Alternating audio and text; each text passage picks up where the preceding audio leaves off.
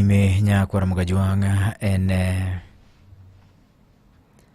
weche moko. Nyakwar Mugajwang en ni anyuola mar jaod bura machon Malik Uyani mano Dr. Enoch Kibunguchi mabende ne owito ngimane otieno mane piny orugodo kawuono od thieth moro mar ng'ato owuon e boma ma Eldoret ma kaunti ma Uasin Gishu. Ne gichich mathoth ewi tho mar jatelono ka koro giwacho ni ok en tho ma obiro e yo malong'o.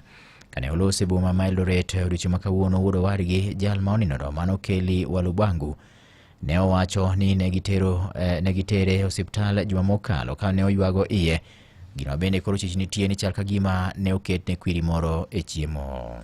We do not believe, I strongly personally do not believe that that's a normal food poison, because it looks like whatever was happening was just very aggressive, and maybe it's a different substance that was introduced into my uncle's body that was giving us all these challenges. We even felt sorry for the doctors, because sometimes, they'll come and tell you they're dealing with 4 or 5 different things. They're dealing with, with failing kidneys. They're dealing with a blood clot that they can't find. They're dealing with intestinal bleeding in the stomach. They're dealing with the heart breathing issues. So you could tell the doctors don't even know what to actually focus on. So that's why we strongly feel that there was foul play. Our uncle has been a very healthy individual, very healthy human being for as long as we have known the guy.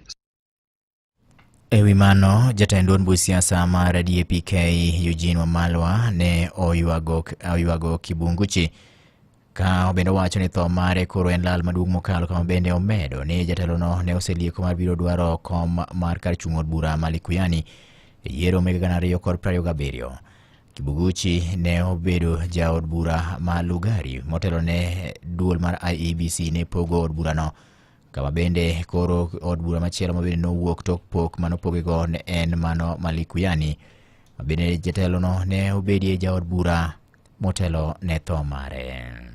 It is unfortunate we've lost him before he's had that opportunity to have that comeback, to serve the people he loved and to put things right for them.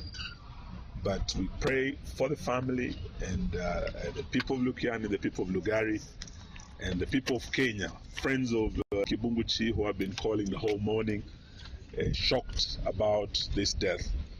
And may the good Lord rest his soul in eternal peace. Thank you very much. Thank you. Buromaki